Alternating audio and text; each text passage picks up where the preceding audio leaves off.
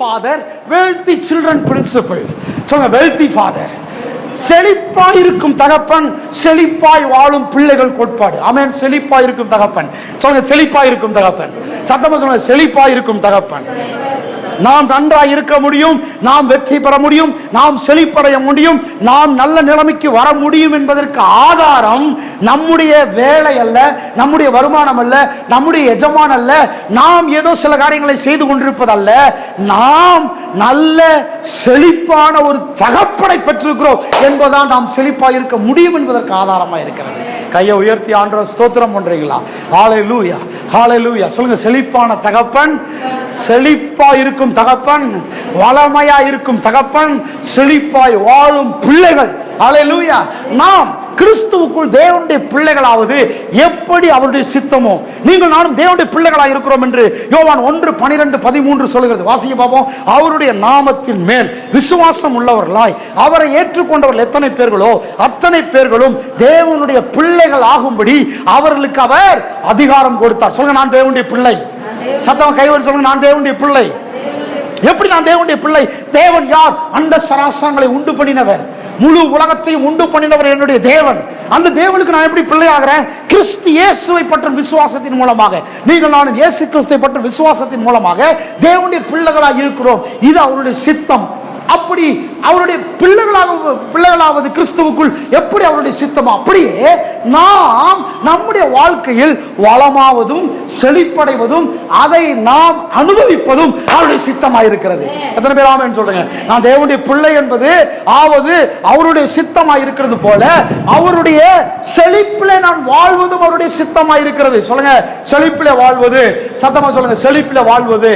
செழிப்பிலே வாழ்வது. நீங்கள் நன்றாய் வாழ்வதற்கு தேவனை நம்புங்கள், உங்கள் தகப்பனை நம்புங்கள். நான் சொல்றேன், நீங்கள் தேவனுடைய பிள்ளைகள் என்று வேதம் சொல்லுகிறது. எத்தனை பேர் ஆமென் சொல்றீங்க? கைகளை வச்சு சொல்லுங்க, நான் தேவனுடைய பிள்ளை. சொல்லுங்க, தேவன் செழிப்பில் இருக்கிறார். Wealthy father. ஆமென். செழிப்பான தேவன். சரி, கவனிங்க. எக்ஸாம்பிள் பாருங்க. தேவன் ஆதாம் ஏவாளை உண்டாக்குவதற்கு முன்பாக இந்த உலகத்தை மிக அழகாக அலங்கரித்து சகலவற்றாலும் நிரப்பி அதில் அவர்களை வைத்தார். ஆமென். அவர்களுக்கு ஒரு குறையும் இல்லை. இந்த உலகத்தில் மிகவும் அழகான ஒரு சிறந்த இடம் இருக்கும் என்று சொன்னால் அது தேவனுடைய தோட்டம் ஏதேன். அதில் தான் அவர்களை வைத்து அவர்களை பழுக சொல்லி பெருக சொல்லி அவர்களை காத்து கொண்டு வாழும்படிக்கு அவர்களை சொன்னார். மனுஷன் ஏராள தாராளமான ஒரு செழிப்பின் வாழ்க்கை வாழும்படியாக இந்த உலகத்திலே தேவனால் அப்படி வைக்கப்பட்டான். தேவன் ஆதாம் ஏவாளுக்கு ஒரு குறை வைக்கவில்லை. அவன் ஒன்றையும் இழந்திருக்கவில்லை. அவன் தண்ணீருக்கோ உணவுக்கோ அலைந்து திரியவில்லை. அவன் ஏவாளை எந்த ஹாஸ்பிட்டலுக்கும் கூட்டு போனதே கிடையாது. எந்த மருத்துவரிடமும் அழைத்து கொண்டு செல்லவே இல்லை. அவனுக்கு ஒரு குறையும் இல்லை. அவன் ஒன்றையுமே இழக்க தேவையே இல்லாதிருந்தபடியால் தேவனுடைய மிக சிறந்த பாதுகாப்பிற்குள் அவன் ஒரு பரிபூர்ணமான வாழ்க்கையை அனுபவித்துக் கொண்டிருந்தான். ஏனென்றால் அவர் செழிப்பின் தகப்பன். தேவன் செழிப்பின் தகப்பன். சொல்லுங்க, செழிப்பின் தகப்பன். இது உள்ள இறக்கணும் உங்களுக்கு. தேவன் செழிப்பின் தகப்பன். அவர் ஒன்றும் இல்லாமல் இருந்து சகலவற்றையும் உண்டாக்கினார். மனுஷனை உண்டாக்குவதற்கு முன்பாகவே எல்லாவற்றையும் அலங்காரமாய் உண்டாக்கினார். அவனுக்கு ஒரு குறைவும் இல்லை. சொல்லுங்க, அவனுக்கு ஒரு குறைவும் இல்லை.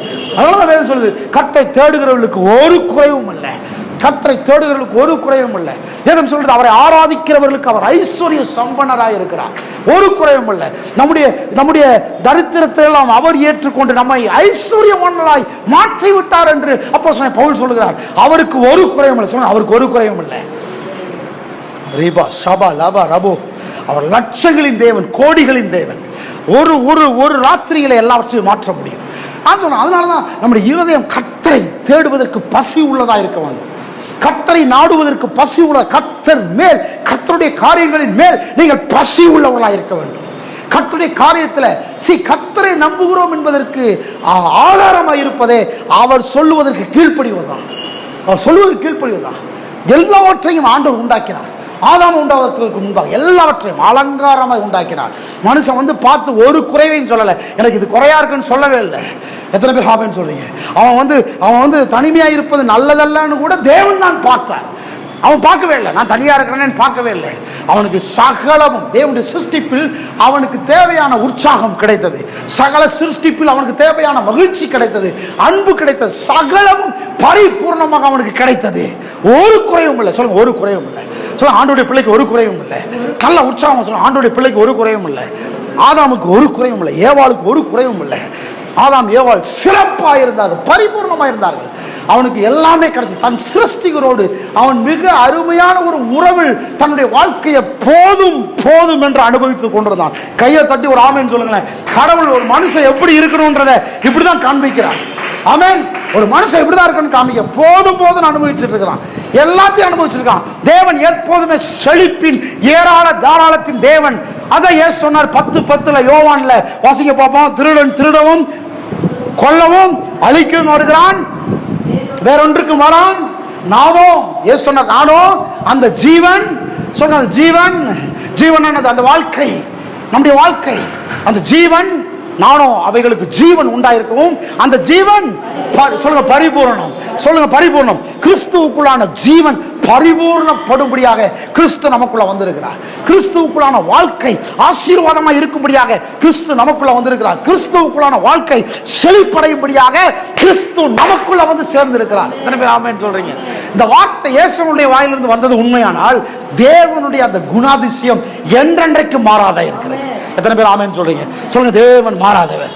சத்தமா சொல்லுங்க, தேவன் மாறாதவர். ஒரு 2 நிமிஷம் ஆண்டவர் ஆராதிங்க. தேவன் மாறாதவர், செழிப்பின் தேவன், செழிப்பின் தேவன், செழிப்பின் தேவன். நீங்க வேலையை நம்பி இருக்க வேண்டாம், நீங்க எதையோ ஒன்றை நம்பி இருக்க வேண்டாம். கர்த்தரை நம்புகிறவன் செழிப்பான், கர்த்தரை நம்புகிறவன் செழிப்பான், கர்த்தரை நம்புகிறவன் செழிப்பான். 430 வருஷங்கள் இஸ்ரவேல் ஜனங்கள் எகிப்தில் அடிமைகளாக இருந்தார்கள். கஞ்சியும் கூழும் குடிச்சுக்கிட்டு இருந்தாங்க. அவங்களால முன்னேற முடியல, அவங்களால வெற்றி பெற முடியல, அவங்களால செழிக்க முடியல, அவங்க விரும்பின காரியங்களை வாங்க முடியல.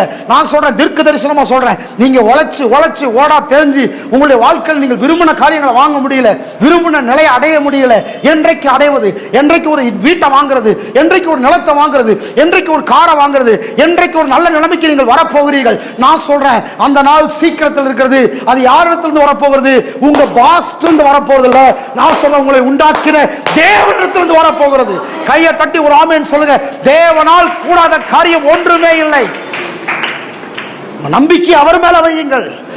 நிறைய பேர் வேலையின் மேல வச்சு கடவுளை விட்டு போய்கிட்டு இருக்கிறாங்க.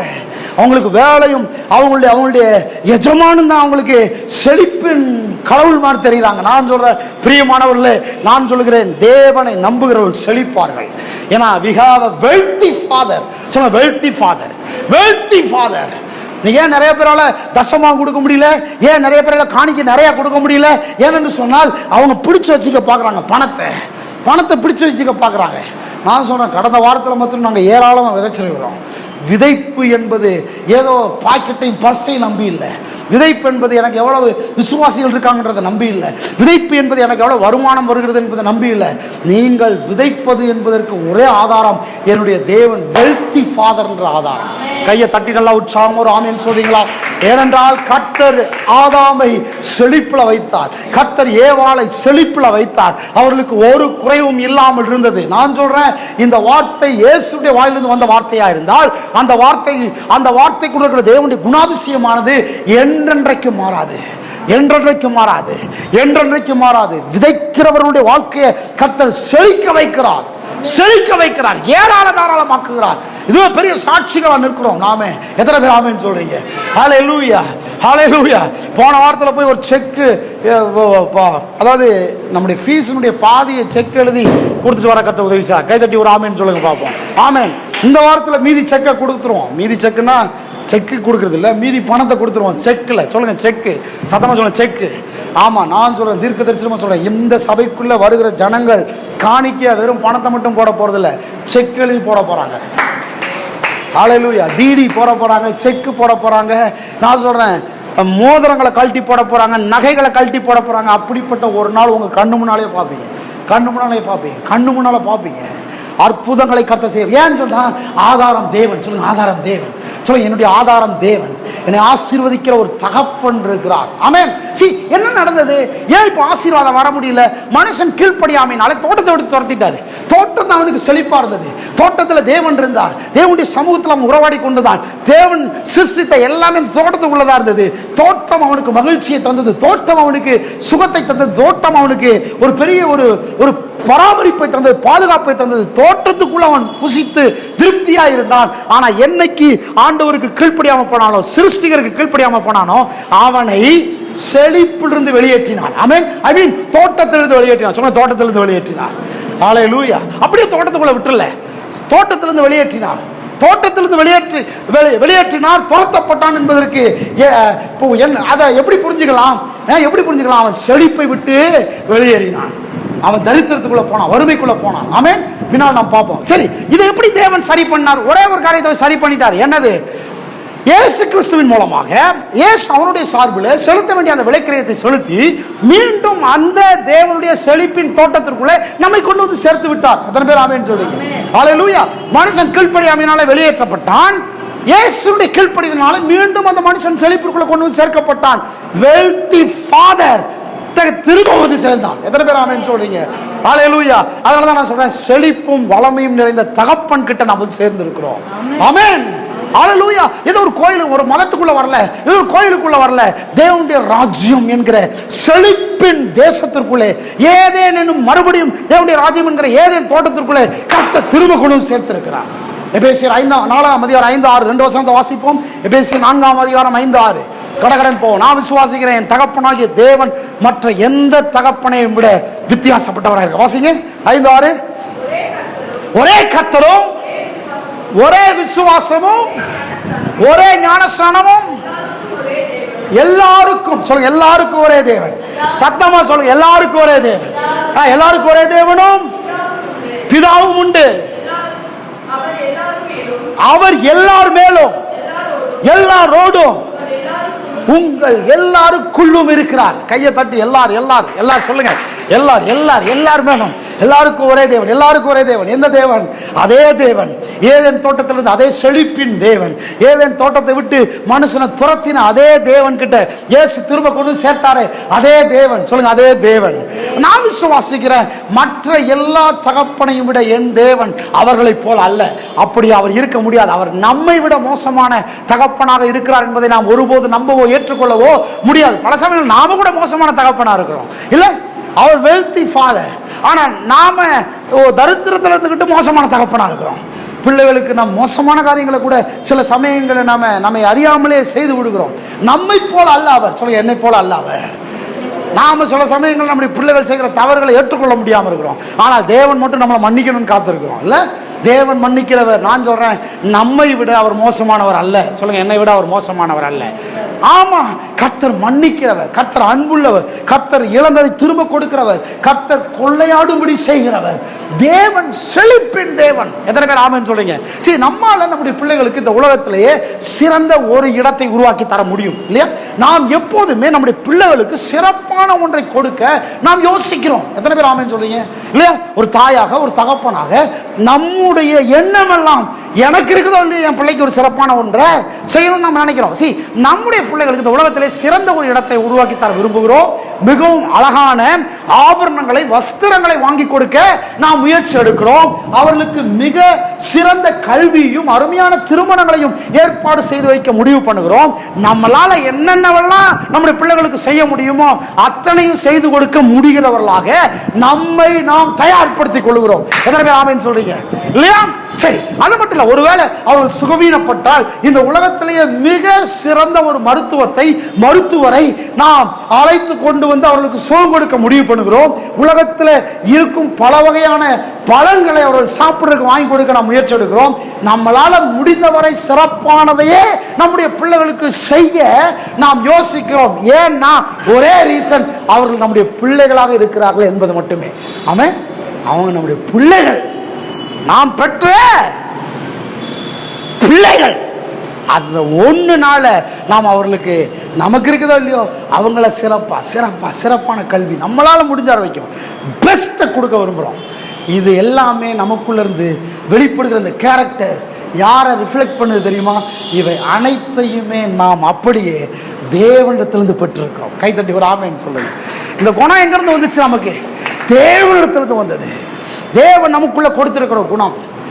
நாம அவர்களுக்கு ஒரு சிறப்பான ஒன்றை செய்யணும். அவர்களை மன்னிக்க வேண்டும், அவங்களுக்கு கொடுக்க வேண்டும், அவங்கள அலங்காரம் பண்ண வேண்டும், அவங்கள அழகாக்க வேண்டும். அவர்களுக்கு ஒரு பெஸ்ட் ஒரு கப்பில் தேர்ந்தெடுக்க வேண்டும், ஒரு கணவனை தேர்ந்தெடுக்க வேண்டும், ஒரு பிள்ளை, ஒரு ஆணை தேர்ந்தெடுக்கணும், ஒரு பெண்ணை தேர்ந்தெடுக்கணும், சிறந்த கல்வியை கொடுக்கணும், அவங்க பலவீனப்படக்கூடாது, அவங்க அழகா இருக்கணும். இல்லை, ஒரு பெற்றோர் நாம் அப்படி யோசிக்கிறோம். இந்த குணம் எங்கிருந்து வந்துச்சு?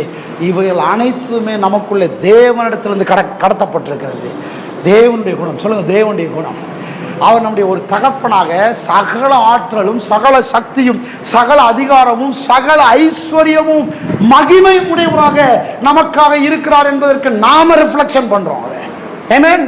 அதாவது இன்னொரு வார்த்தையில் சொல்ல போனா, இந்த முழு அண்ட சராசரமும் அவருடைய கையில் இருக்குது, சகலமும் அவர் கைகளிலே இருக்குது. நான் விசுவாசிக்கிறேன், அவருடைய பிள்ளைகள் மேலுள்ள அவருடைய அன்பு, பிள்ளைகள் மேலுள்ள நம்முடைய அக்கறையை விட மிகவும் பெரியதாக இருக்கிறது. கையை உயர்த்தி ஒரு ஆமென் சொல்லுங்களேன். நாம நம்ம பிள்ளைகள் மேல வச்சிருக்கிற அக்கறையை விட அவர் தம்முடைய பிள்ளைகளாகிய நம்ம மேல வச்சிருக்கிற அக்கறை, அன்பு மிகப்பெரியதாக இருக்கிறது. Wealthy father. சத்தமா சொல்லுங்க, வெல்தி ஃபாதர். ஒரு பூரணம் இல்லாத, பாவியான, நீதி இல்லாத, நன்றி இல்லாத நாமே நம்ம பிள்ளைகளுக்கு இவ்வளவு அன்பை காண்பித்து செய்யணும்னு நினைப்போமானால், நம்முடைய பரலோக பிதா கை தட்ட மாட்டீங்களா? தம்முடைய பிள்ளைகளாகிய நமக்கு அவ்வளவிற்கும் அதிகமாய் செய்வது எவ்வளவு நிச்சயமாய் இருக்கிறது. அவரை நம்புங்கள், இருதயத்தை அவர் மேல வையுங்கள். அவர் எனக்கு வெல்தி ஃபாதர். சொல்லுங்க, வெல்தி ஃபாதர். சத்தமா சொல்லுங்க, வெல்தி ஃபாதர். நீ வீட்டுக்கு போகும்போது வெல்தி ஃபாதரோட போறீங்க. ஆமென். அதுக்கடுத்து பாருங்க, வெல்தி சில்ட்ரன். நாமும் செழிப்பும் வளமையும் நிறைந்த தேவனுடைய பிள்ளைகளாக இருக்கிறோம். தேவனுடைய மிகப்பெரிய ஆசை, நாம் அவருடைய ஒரே பேரான குமாரனாகிய இயேசுவின் சாயலை வெளிப்படுத்த வேண்டும். இயேசு யார்? தேவனுடைய செல்ல பிள்ளை, பிதாவாகிய தேவனுடைய செல்ல பிள்ளை இயேசு. வேதம் யோவானில் சொல்லப்பட்டிருக்கிறது, இயேசு பிதாவுடைய மடியில் இருந்தார்னு சொல்லப்படுகிறது. நான் சொல்றேன், அப்போஸ்தலன் யோவான் சொல்றாரு, நாம் அவருடைய சொந்த ஒரே பேரான குமாரனாகிய இயேசுவுடைய சாயலை வெளிப்படுத்த வேண்டும் என்பதே அவருடைய ஒரே ஆசையா இருக்கிறது. நாம் இயேசுவுடைய வாசனையா இருக்க வேண்டும் என்பதை அவர் நம்மிடத்தில் எதிர்பார்க்கிறது. 2 கொரிந்தியர் 2:15 அப்போஸ்தலன் பவுல் சொல்ற வாசிங்க. 2 கொரிந்தியர் 2:15. தேவன் நம்ம இந்த உலகத்திற்கு அவருடைய சொந்த பிள்ளைகளாக, அவருடைய பரிசுத்த ஜனமாக, அவருடைய ராஜ்யத்தின் பிரஜைகளாக காண்பிக்க விரும்புகிறார். தேவன் நம்மளை எப்படி காண்பிக்க விரும்புகிறார்? ஒரு மதவாதியை காண்பிக்க விரும்பல, ஏதோ ஒயிட் போட்டு ஒரு மதவாதியை காண்பிக்க விரும்புகல. அவர் நம்மளுடைய பிள்ளைகளாக காண்பிக்க விரும்புகிறார். ஒரு கைத்தட்டி ஒரு ஆமென் சொல்லுங்க. நான் அவருடைய பிள்ளை. சொல்லுங்க, அவருடைய பிள்ளை. சொல்லுங்க, அவருடைய பிள்ளை. 2 கொரிந்தியர் 2:15 வாசிங்க பார்ப்போம். ரட்சிக்கப்படுகிறவர்களுக்குள்ளேயும் கெட்டு போகிறவர்களுக்குள்ளேயும் நாங்கள் தேவனுக்கு கிறிஸ்துவின் நற்கந்தங்களா இருக்க. சொல்ல, கிறிஸ்துவின் நற்கந்தங்கள். சொல்ல, சத்தமா சொல்லுங்க, கிறிஸ்துவின் நற்கந்தங்கள். அப்படின்னா அர்த்தம், நற்கந்தம்னா அர்த்தம் சென்ட்னு அர்த்தம். சென்ட் வாசனை திரவியம் அப்படின்னு அர்த்தம், நற்கந்தம். அப்போ நாம் கிறிஸ்துவின் வாசனை தைலமாக இருக்கிறோம். நாம் கிறிஸ்துவை வெளிப்படுத்த வேண்டியவர்களாக இருக்கிறோம். ஆமென் சொல்லுங்க, ஆமென். நாம் கிறிஸ்துவை வெளிப்படுத்த வேண்டியவர்களாக இருக்கிறோம். தேவன் நம்ம இந்த உலகத்திற்கு அவருடைய சொந்த பிள்ளைகளாக, அவருடைய சொந்த ஜனமாக, பரிசுத்த ஜனமாக, அவருடைய ராஜ்யத்தின் பிரஜைகளாக இந்த உலகத்திலே நம்மை காண்பிக்க விரும்புகிறார். எத்தனை பேர் ஆமென் சொல்றீங்க? ஹல்லேலூயா. நம்முடைய பிள்ளைகளை நாம எப்படி காமிக்க விரும்புகிறோம்? நம்முடைய பிள்ளைகளை எப்படி காமிக்க விரும்புகிறோம்? அழகான பிள்ளைகளை காமிக்க விரும்புகிறோம். ஆமாவா இல்லையா? நம்முடைய பிள்ளைகளை இருக்கிற பெஸ்டான பிள்ளைகளை காமிக்க விரும்புகிறோம். நம்முடைய பிள்ளைகளுக்கு இருக்கிறதுலே சிறப்பான ஒரு காம்படிஷனுக்கு போறாங்கன்னா அவங்க சிறப்பாக கொண்டு போய் சேர்க்கணும் விரும்புகிறோம். கோயிலுக்கு போறாங்கன்னா சிறப்பாக கொண்டு வந்து விரும்புகிறோம். கல்யாணத்துக்கு போறாங்கன்னா பெஸ்ட்டாக கொண்டு போய் சேர்க்கணும் விரும்புகிறோம் இல்லையா? காமிக்கணும். சொல்ல, காண்பிக்க விரும்புகிறோம். சொல்ல, காண்பிக்க விரும்புகிறோம். காண்பிக்க விரும்புகிறோம். சொல்ல, காண்பிக்க விரும்புகிறோம். சொல்லுங்க, காண்பிக்க விரும்புகிறோம். நான் சொல்றேன், நம்மை தேவனுடைய பிள்ளைகளாக அவர் எப்படி காண்பிக்க விரும்புகிறார்? அவருடைய சொந்த பிள்ளைகளாக காமிக்க விரும்புகிறார். வெல்தி ஃபாதர் நம்மை வெல்தி சில்ட்ரனா காண்பிக்க விரும்புகிறார். கையை உயர்த்தி ஒரு ஆமென் சொல்லுங்க. அப்படி காண்பிக்கிறதுக்கு நோக்கம் இருக்கு. என்ன காரணம், என்ன அவசியம்? பிசாசுக்கு, அவருடைய ஆவிகளுக்கும் நம்முடைய வாழ்க்கைக்கு, நமக்கு ஒரு ஏராள தாராள செழிப்பின் வாழ்க்கையை கொடுக்கக்கூடிய ஒரு தகப்பன் இருக்கிறார் என்பதை காண்பிக்க விரும்புகிறார். பிசாசுக்கும் ஆவிகளுக்கும் நமக்கு ஒரு தகப்பன் இருக்கிறார், அவர் செழிப்பின் தகப்பன் என்பதை காண்பிக்க விரும்புகிறார். பிசாசு பொய்யன். அவன் எப்பவுமே திருட பார்க்கறான், அழிக்க பார்க்கறான், கொல்ல பார்க்கறான், அவன் நம்முடைய வாழ்க்கையை கெடுக்க பார்க்கறான். அவன் நமக்கு என்ன சொல்றான்னா, உங்க அப்பாவால உனக்கு வாங்கி கொடுக்க முடியாதுன்றான். உங்க அப்பாவால, நீ நம்பி இருக்கிற தேவனால உனக்கு அதை கொடுக்க முடியாதுன்றான். அப்படித்தான் ஏமாத்தினான் ஏவாள். ஆதாம் ஏவாள்கிட்ட சொல்லி இந்த புசிக்கினாலே சாகவே சாவாய். அவன் ஏமாத்தினான். சாவே இல்லாத ஒரு வாழ்க்கையை அவர்கள் இழக்கும்படிக்கு ஏமாத்தினான். அப்ப பாருங்க, பிசாசு ஏமாத்துறான். அவன் என்னத்தை காண்பிக்க விரும்புறான்? உங்களுக்கு ஒரு நல்ல தகப்பன் கிடையாதுன்னு காமிக்க விரும்புறான். அவன் சொல்றான், உங்களுக்கு ஆசீர்வாதத்தை அவர் கொடுக்க முடியாது, அவர் ஐஸ்வர்யத்தை கொடுக்க முடியாது, பணத்தை கொடுக்க முடியாது, ஒரு வீடு காருன்னு உங்களை நல்ல நிலைமைக்கு வைக்க முடியாதுன்றான். தேவன் அதை சவாலா எடுத்துக்கிறாரு. நான் யாருன்றதை காமிக்கிறேன்றாரு. நம்மை ஆசீர்வதிக்கும் போது கர்த்தர் நம்மை ஆசீர்வதிக்கிறது இல்ல, நம்மை ஆசீர்வதிக்கிறது மூலமாக பிசாசுக்கு முகத்துல கரிய பூசுறாரு. கைத்தட்டி ஒரு ஆமென் சொல்லுங்க பாப்போம். ஆமென். வெல்தி ஃபாதர் wealthy children உருவாக்குகிறார், பிசாசு காமிக்கிறக்காக. ஹல்லேலூயா. எத்தனை பேர் ஆமென் சொல்றீங்க? நம்முடைய தகப்பனாகிய தேவன் நம்மை வியாதியிலோ, வறுமையிலோ, தோல்வியிலோ, குறைவிலோ, அழுக்கிலோ, அறிவு குறைந்த நிலையிலோ, மதிப்பு குறைந்தவர்களாகவோ, திருப்தியும் மகிழ்ச்சியும் இல்லாதவர்களாகவோ, தோற்கடிக்கப்பட்டவர்களாகவோ பார்க்க விரும்புவதில்லை. இது நீங்களும் அறிக்கை செய்யுங்க பார்ப்போம். என்னோட சேர்ந்து அறிக்கை செய்யுங்க. நம்முடைய தேவன் சொல்லுங்க, என்னுடைய தகப்பனாகிய தேவன், சத்தமா வாலி மதியுமா, என்னுடைய தகப்பனாகிய தேவன் என்னை வியாதியிலோ, வறுமையிலோ, தோல்வியிலோ, குறைவிலோ, அழுக்கிலோ, அறிவு குறைந்த நிலையிலோ, மதிப்பு குறைந்தவர்களாகவோ, திருப்தியும் மகிழ்ச்சியும் இல்லாதவர்களாகவோ, தோற்கடிக்கப்பட்டவர்களாகவோ பார்க்க விரும்புகிறதில்லை. கை தட்டி ஒரு ஆமென் சொல்லுங்க. நான் நல்லா இருக்கிறத அவர் பார்க்க விரும்புகிறார். முகத்தில் ஒரு சோகம் இருந்தாலும் உடனே ஆண்டவர் கேட்கிறார், என்னாச்சு? நான் இருக்கேன், அவன் கூட நான் இருக்கேன், பயப்படாத, நான் உன்னோட கூட இருக்கேன். மோசையோடு இருந்தது போல் நான் உன் கூட இருப்பேன். நீ அவர்களை ஜெயிப்ப, நீ மேலே வருவ, முன்னேறுவ. பாருங்க, தேவன் ஒரு நாள் நம்முடைய பிள்ளைகளை கீழே இழுக்கிறதே இல்லை. ஒரு முகம் கோணிச்சுக்கிட்டு இருந்தாலே கர்த்தர் உடனே சரி பண்றார், அழகு பண்றார், ஆயத்தப்படுத்துகிறார்.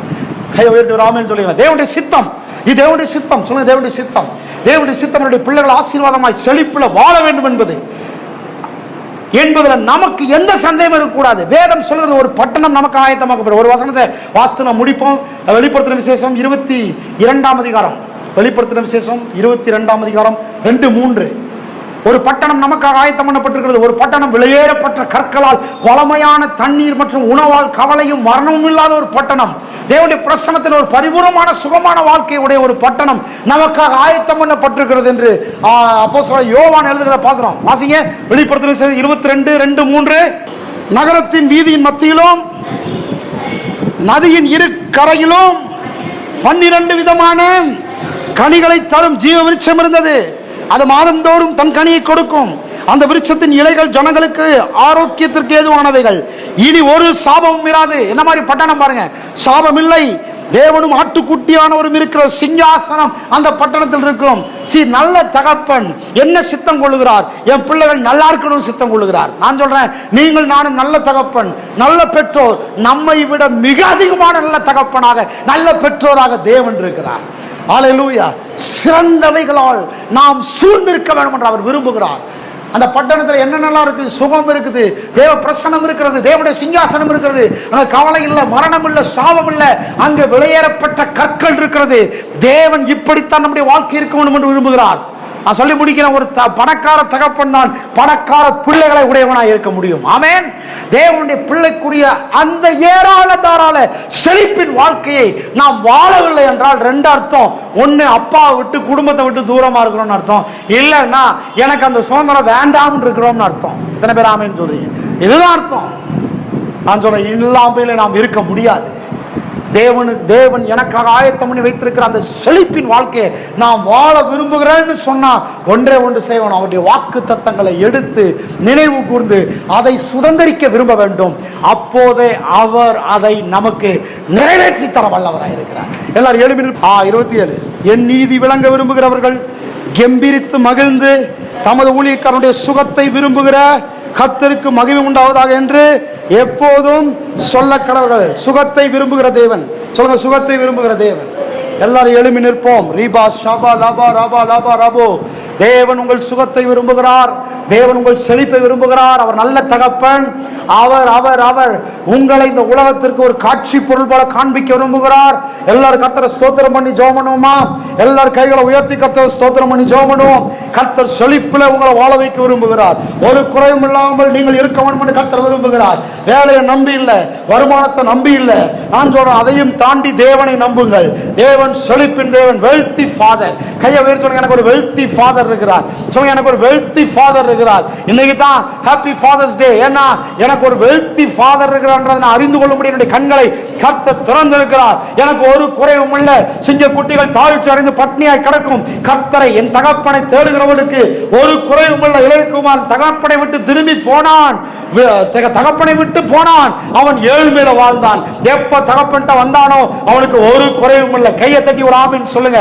நீங்கள் நானும் தேவனுடைய பிள்ளைகளாக எப்பொழுது கிறிஸ்து இயேசுவின் மூலமாக தேவனுடைய சமூகத்தில் வாசஸ்தலத்திற்கு ஏதேன் தோட்டத்திற்கு திரும்ப கொண்டு வந்து சேர்க்கப்பட்டோமோ அப்பொழுது நம்முடைய வறுமை எல்லாம் நீங்கி விட்டது, நம்முடைய கண்ணீர் எல்லாம் மாறிவிட்டது. நமக்கு ஒரு அக்கறை செலுத்தக்கூடிய ஒரு தகப்பன் இருக்கிறார் என்கிற ஒரு பெரிய பார்வைக்குள் நாம் வந்து விட்டோம். தகப்பனாகிய தேவன் நம்மை குறைவில்லாமல் காக்க வல்லவராய் இருக்கிறார். கையை உயர்த்தி எல்லாரும் ஸ்தோத்தரிப்போம். இந்த வார்த்தைகள் உள்ளத்துல பதியட்டும். கர்த்தரை நம்புகிறவர்கள் செழிப்பார்கள். கர்த்தர் நல்ல தகப்பன், wealthy father. சொல்லுங்க, wealthy father. என் தேவன் wealthy father. நான் wealthy children. எனக்கு ஒரு குறையும் இருக்காது. நான் கர்த்தருடைய பிள்ளை, நான் அவருடைய பிரஜை, நான் அவருடைய ராஜாவாய் இருக்கிறேன். நான் இந்த பட்டணத்திலே என்னை பிசாசுக்கு முன்பாக, ஜனங்களுக்கு முன்பாக ஒரு wealthy children காண்பிக்க விரும்புகிறார். கையை தட்டி ஒரு ஆமென் சொல்றீங்களா? இந்த பட்டணத்திலே உங்க பிள்ளைங்க அழகா இருக்கணும்னு காண்பிக்க விரும்புறீங்க, நல்லா படிச்சவங்களா இருக்கணும் காண்பிக்க விரும்புறீங்க. என் பிள்ளைக்கு ஒரு குறையும் இல்லை, நல்ல வீடு வாசலோட இருக்கிறான் அப்படின்னு நீங்களே காண்பிக்க விரும்புறீங்க. இயேசு சொன்னார், பொல்லாத தகப்பன்மாரே நல்ல ஈவுகளை கொடுக்க உங்கள் பிள்ளைகளுக்கு அறிந்திருக்கும் போது நம்முடைய பரமபிதா நன்மையானவைகளை செய்வது அதிக நிச்சயம் அல்லவா? யாக்கோபு எழுதுகிறார், நமக்கு சகலமும் பரத்திலிருந்து ஜோதிகளின் பிதாவினிடத்திலிருந்து இறங்கி வருகிறது. இயேசு சொன்னார் யோவான் சுவிசேஷத்திலே, நாமத்தினாலே நீங்கள் எதை கேட்டாலும் அவர் செய்வார். Is wealthy father, wealthy father. சில சமயங்கள் அப்பா, உலகத்தில் இருக்கிற அப்பா அம்மார்களே பிள்ளைகளுக்கு விரும்பினதை வாங்கி கொடுக்க முடியாம இருக்கிறாங்க. ஆனா அப்பா சொல்றாரு, பிதா சொல்றாரு, நான் எல்லாத்தையும் வாங்கி கொடுப்பேன். கைவர் சொல்றீங்களா? எல்லாத்தையும் கொடுக்கிற ஒரு தகப்பன் இருக்கிறார். எல்லாத்தையும் கொடுக்கிற ஒரு தகப்பன் இருக்கிறார். உங்க உள்ளத்துல நீங்க வச்சிருக்கிற நன்மையான எல்லா ஆசைகளையும் விருப்பங்களையும் நிறைவேற்றக்கூடிய ஒரு தகப்பன் இருக்கிறார். உங்க பிள்ளைக்கு நான் இதை செய்ய முடியலையேன்னு கவலைப்படுறீங்களே, ஓ ராபா ஷாகாபா லதா ராபோ வியாரா மலாதானா அந்நிய பாஷையில பேசி 2 நிமிஷம் கர்த்தரை ஸ்தோத்திரம் பண்ணுங்க. ஓ பிள்ளைகள் ஒருவேளை பெற்றோரை சார்ந்து நீ கேட்டது கிடைக்காம இருக்குதா? நான் சொல்றேன், இன்னைக்கு ஆண்டவரை சார்ந்துருங்க. அப்பா கிட்ட கேளுங்க, கையை விரித்து அப்பா கிட்ட கேளுங்க, அப்பா நான் இதை படிக்கணும்னு விரும்புறேன்ப்பா, அப்பா நான் இந்த நிலைமைக்கு வரணும்னு விரும்புறேன்ப்பா. ஏசப்பாட்ட கேளுங்க, அப்பாட்ட பிதாட்ட கேளுங்க, ஏதேன் தோட்டத்தில் இருக்கிற உங்கள் தேவன்கிட்ட கேளுங்க. திரும்ப அவர் உங்கள் வாழ்க்கையை அழகாக்குவார்.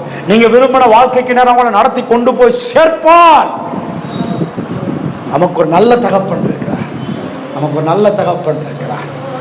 நீங்க வெல்த்தியா வாழணும்னு விரும்புகிறார். உள்ளத்துல கை வச்சு சொல்லுங்க, நான் வெல்த்தியா வாழணும்னு விரும்புகிறார்.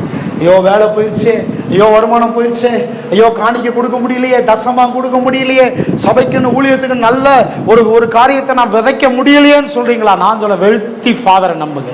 வெல்த்தி ஃபாதர் உங்க கைகளை நிரப்புவார், பர்ஸை நிரப்புவார், உங்க அக்கௌண்ட்டை நிரப்புவார். லட்சங்களை காண்பீங்க, கோடிகளை காண்பீங்க. எதுக்கு நீங்க ஆசீர்வாதமா இருக்கணும்? ஏன்னா பிசாசுடைய முகத்துல கரி பூசணும். நம்முடைய தகப்பன் ஒருவர் இருக்கிறார்ன்றதை காண்பிக்க வேண்டும். பிசாசின் ஆவிகளுக்கு காண்பிக்க வேண்டும், உலகத்தில் இருக்கிற ஜனங்களுக்கு காண்பிக்க வேண்டும். இவர்கள் ஆராதிக்கிற தேவன் தான் மெய்யான தேவன். ஒரு கீழே இருந்தாங்க, கஷ்டப்பட்டு வாழ்ந்துகிட்டு இருந்தாங்க, சாப்பாட்டுக்கு வழி இல்லாம வந்தாங்க. ஆனா இன்றைக்கு அவங்க 4 பேருக்கு உதவி செய்யற அளவுக்கு வந்திருக்கிறாங்கன்னு சொல்லி கர்த்தர் உங்களை இந்த உலகத்திற்கு, சமுதாயத்திற்கு, நண்பர்கள் மத்தியில் காண்பிக்க விரும்புகிறார். அதுலதான் அவருக்கு மகிமை அடைஞ்சிருக்கு. அதுலதான் அவர் துதிய புகழ பெற்றுக்கொள்ள விரும்புகிறார். கைகளை உயர்த்தி கர்த்தரை ஸ்தோத்தரிப்போம். ரேபா ஷபா லாபா ரபோ ஹalleluya. அன்பின் பரலோக பிதாவே, ஆண்டவராகிய இயேசுவின் நாமத்தில் உம்மாண்டே வருகிறோம். இந்த வார்த்தைகளுக்காக ஸ்தோத்திரம். நீர் இதில் மகிமைப்படுகிறதுக்காக நன்றி செலுத்துகிறோம். நீர் எங்களுக்கு ஒரு வளமையான செழிப்பான தகப்பனாக இருக்கிறீர்கள்ங்கிறதுல எங்களுக்கு எந்த சந்தேகமும் இல்லை. நீர் எங்களை நிரப்பி வைத்திருக்கிறீர்.